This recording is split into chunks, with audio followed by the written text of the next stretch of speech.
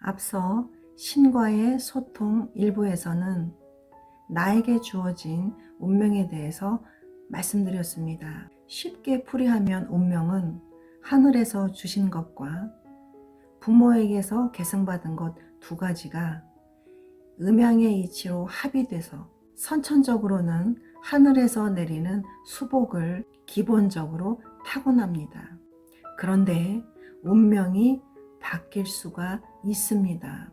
바로 부모에 의해서 혹은 조상님에 의해서 후천적으로 운명이 바뀔 수도 있는데요. 조상에게서 후천적으로 받은 것이 악업인지 선업인지에 따라서 하늘에서 내려받은 수복을 이룰 수도 있고, 혹은 수복이 천복으로 바뀔 수도 있습니다. 선업이든 악업이든 복수의 개념이 적용이 되기 때문인데요. 선 하나가 악을 만나면 결국에 선도 없어지고 악도 없어지게 됩니다. 또한 선 하나가 선을 더 만나면 그야말로 대박이 나는 것이죠. 이런 사람들은 뭘 해도 다 대박이 납니다.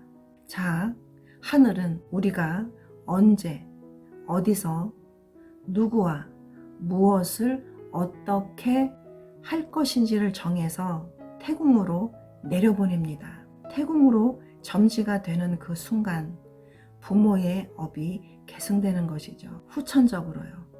이 말을 듣는 순간, 이 시점부터 어떻게 살아야 하는지 그 답을 찾으신다면 여러분의 후손의 미래에는 반드시 천복이 따라갈 것입니다. 그래서 제가 고행의 밭이라는 표현을 했던 겁니다.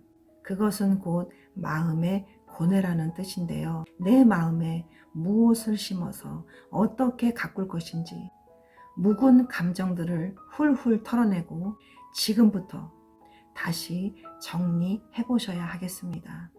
신의 영역은 여러분들이 아시는 것보다 훨씬 더 많고 그 영역은 우주와 같습니다. 그런 영역을 둘로 나누어서 천신제자와 조상제자라고 표현하는 것은 그중 3분의 2가 천신이기 때문입니다.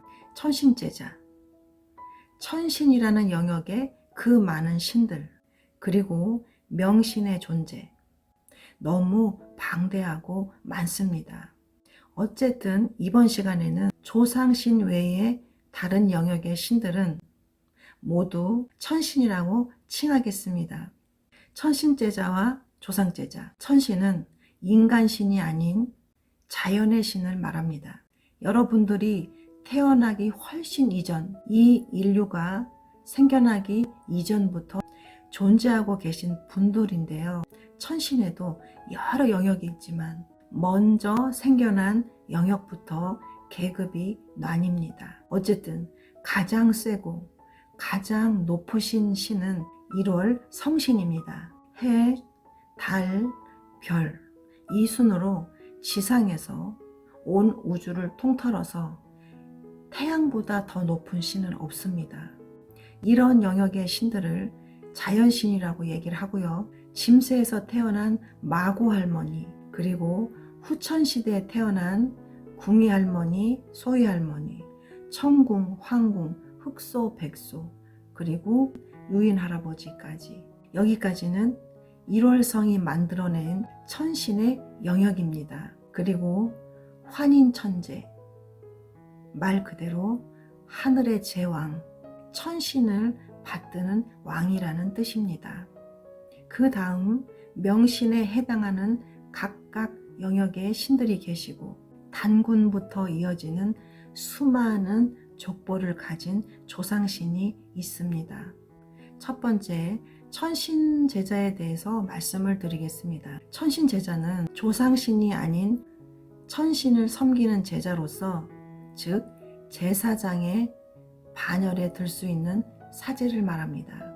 천신을 모신 사제는 나라의 기륭 화복을 예측하여 하늘의 제사를 지내고 백성의 태평성대와 나라의 국태민안, 시화 연풍을 기원했습니다. 천신 제자에게 신병이 찾아오면 어려서 일찍 철이 들고 눈치가 빠르며 머리가 굉장히 총명하고 그릇이 넓고 인성이나 인품이 반듯합니다. 때문에 우울함이나 공허함이 일찍 찾아오고 심적 어려움들이 영적 증상들과 어우러져서 폭풍처럼 휘몰아치지만 이성적으로 이겨내려는 의지가 강하게 보입니다. 천신 제자들의 신병 증상에는 심적인 증상들이 먼저 시작되기 때문에 기본적으로 촉이 굉장히 정확합니다. 반대로 조상 제자들의 경우는 스타트가 굉장히 빠르다고 말씀을 드렸죠. 그러나 인간으로서의 인격이나 제자로서의 도량들이 아직 다듬어지지 않은 상태에서 점사를 보고 구청에 투입이 됩니다. 신병 증상에 있어서는 굉장히 외향적입니다. 뭔가 숨길 수 없는 그러한 언행들이 한눈에 봐도 저 사람은 신병을 겪고 있다 라고 알 수밖에 없는 언행들이 있죠.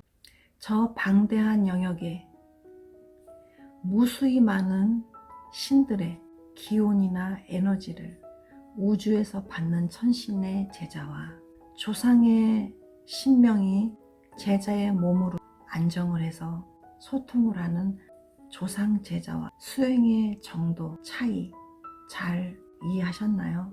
천신 제자들은 신과 소통할 때, 애동 때는 말로 표현할 수 없는 기운들이 서서히 들어와서 자리를 합니다. 이 도력을 남발하는 순간 죽음의 문턱까지 가는 경우가 많습니다. 고행이 너무 심하다 보니까 스스로 목숨을 끊는다거나 자해를 한다거나 그러한 경우들이 굉장히 많습니다.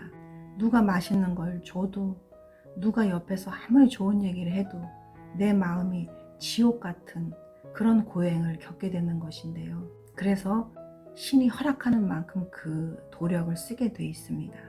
반면에 조상 제자들은 외향적으로 영의 흔적들이나 표적들이 많이 보여지기 때문에 신의 갈증이 나는 것이 아니고 소통도 빨리빨리 되고 해서 스타트가 굉장히 좋은 반면 후차적으로 또 어려움들이 찾아와서 신당을 퇴송시킨다든지 아니면 다른 일로 마음을 돌린다든지 그렇게 신을 떠나는 경우도 많고요.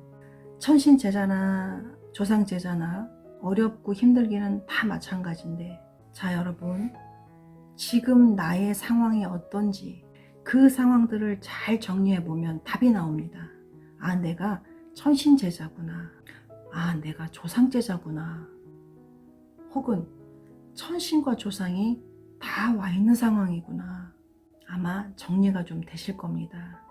내 마음이 자꾸 바른 것을 먼저 찾고 옳은 것을 찾고 무언가 계속해서 배움의 열망이 생기고 갈증이 생기고 자신을 자꾸 되돌아보게 되고 내 모난 구석들이 자꾸 보이게 되고 그런 것들이 내 마음에 아직까지 남아있다면 천신이 다가올 준비를 하고 계신 거기 때문에 그런 제자님들은 공부를 하셔야 됩니다.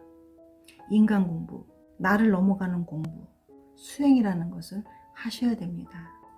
자, 그러면 신과의 소통, 나머지 3부가 기다립니다. 한올의 말이 많이 도움이 됐다면 응원의 댓글 부탁드립니다. 감사합니다.